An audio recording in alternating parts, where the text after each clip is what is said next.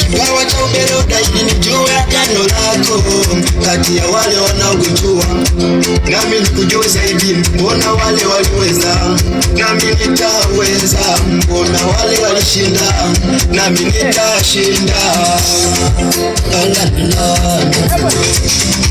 Tukikumbuka Paulo na Sila walipokuwa katika gereza, walimtazama Mungu wa mbinguni, nawe ukaitika. Tukikumbuka Paulo na Sila walipokuwa katika gereza, walimwomba Mungu wa mbinguni, nawe ukaitika.